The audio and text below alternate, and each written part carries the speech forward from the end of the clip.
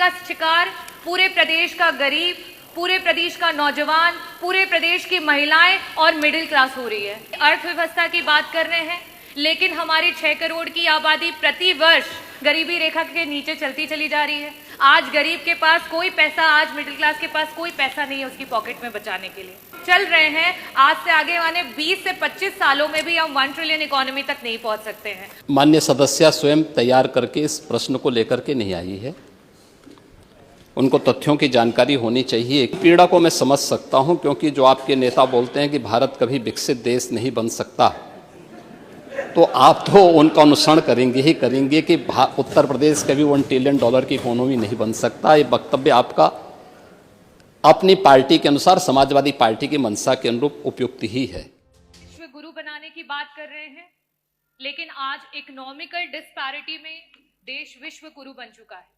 आज अमीर और अमीर होता चला जा रहा है और गरीब होता चला जा रहा है। वो स्वयं आपके आंकड़े बताते हैं कि आज पूरे देश में 60 करोड़ लोग हैं जो कि राशन पे आश्रित हो चुके हैं, और प्रति वर्ष 6 करोड़ लोग ऐसे हैं जो आपकी गरीबी रेखा से नीचे चलते चले जा रहे हैं। वही अगर हम मिडिल क्लास की बात करें, आरबीआई का आंकड़ा ये बता रहा है कि आज से 2010-2011 में जो एक मिडिल क्लास की आमदनी थी, सेविंग थी, वो जीएसडीपी का 25% हुआ करती थी, और आज इस समय में 5.1% पर आकर के रह गई है। आज गरीब के पास कोई पैसा, आज मिडिल क्लास के पास कोई पैसा नहीं है उसकी पॉकेट में बचाने के लिए।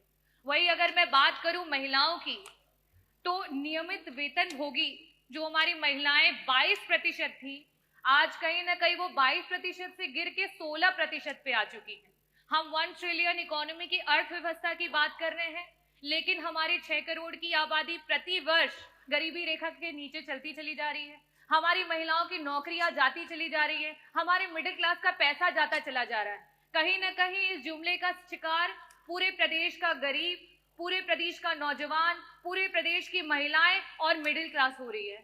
मेरा प्रश्न जो था वो अर्थव्यवस्था से लेकर के था कि 1 ट्रिलियन इकोनॉमी प्रदेश कब तक पहुंचा देगा, और साथ ही साथ मेरा प्रश्न था कि वो कौन कौन से विभाग हैं जो सबसे ज्यादा और सबसे कम कंट्रीब्यूट कर रहे हैं, और उनको किस तरीके से उनके कंट्रीब्यूशन को बढ़ाया जाएगा। मंत्री जी, जो जवाब आया है उसमें विभिन्न प्रमुख सचिव जो इसके लिए रिस्पॉन्सिबल हैं उन विभागों के नाम आए हैं, लेकिन किसका कितना % कंट्रीब्यूशन है, क्यों कम है, कैसे ज्यादा होगा, उसकी कोई भी इसमें वर्णन नहीं दिया गया है।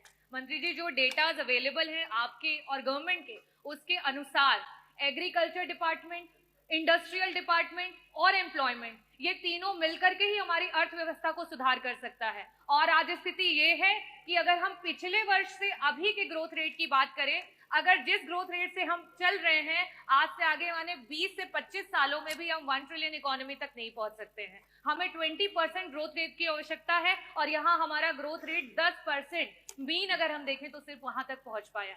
मेरा आपसे प्रश्न ये है कि ये 1 ट्रिलियन इकोनॉमी के जुमले में जो हमारे गरीबी रेखा के नीचे जा रहे लोग हैं, उनको वापस से ऊपर उठाने के लिए सरकार की कोई नीति आने वाली है?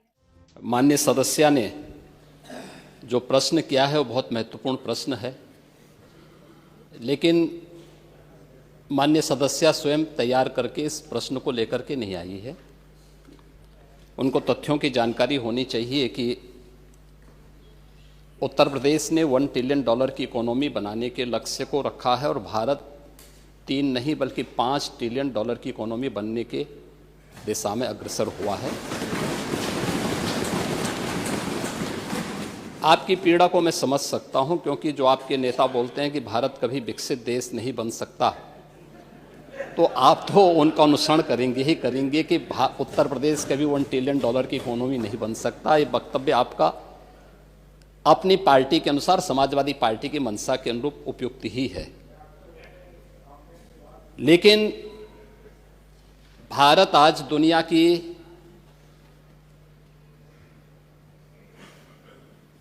पांचवी बड़ी अर्थव्यवस्था बन चुका है, और 2027 में भारत $5 ट्रिलियन की इकोनॉमी बनेगा, इसमें कोई संदेह नहीं। और दुनिया का सबसे तेजी के साथ उभरती हुई अर्थव्यवस्था के रूप में, सर्वाधिक ग्रोथ रेट के साथ भारत आज दुनिया की एक बड़ी अर्थव्यवस्था के रूप में आगे बढ़ रहा है। और मुझे लगता है कि 140 करोड़ भारतवासियों को इस पर गौरव की अनुभूति होनी चाहिए। हो सकता है कुछ लोगों को इसमें अच्छा नहीं लग रहा हो, क्योंकि जिनका अपना पर्सनल एजेंडा होता है वह देश के विकास को अच्छा नहीं मानेंगे। लेकिन आदरणीय प्रधानमंत्री जी की प्रेरणा से, उनके विजन के अनुरूप उत्तर प्रदेश ने भी $1 ट्रिलियन की इकोनॉमी बनने की दिशा में एक बड़े कार्यक्रम को आगे बढ़ाया है। हमने 2022 से इसके लिए एक व्यवस्थित कार्य योजना को आगे बढ़ाया है और उसके अनुरूप सरकार ने अपने कार्यक्रम को तेजी के साथ 10 सेक्टर में हमने इन कार्यक्रमों को आगे बढ़ाया है। और मुझे लगता है कि आपके जो उत्तर आपको यहाँ से भेजा गया होगा उसमें विस्तृत रूप से दिया गया है कि 10 सेक्टर जो बनाए गए हैं, हर सेक्टर में कोई ना कोई अपर मुख्य सचिव या प्रमुख सचिव स्तर का अधिकारी उसकी नियमित मॉनिटरिंग करता है। मासिक रूप से उस सेक्टर से जुड़े हुए किसी वरिष्ठ मंत्री के द्वारा उसकी समीक्षा की जाती है। उसके कुछ सुनिश्चित पैरामीटर और इंडिकेटर्स तय किए गए हैं उनको अचीव करने के लिए, और सीएम डैशबोर्ड के माध्यम से मासिक रूप से इसकी समीक्षा होती है। हर तीसरे महीने मैं स्वयं भी इसकी समीक्षा करता हूं और मुझे बताते हुए प्रसन्नता है कि पिछले 3 वर्ष के अंदर जो हमने टारगेट तय किए थे हमने उसको सफलतापूर्वक प्राप्त किया है। इसी का परिणाम है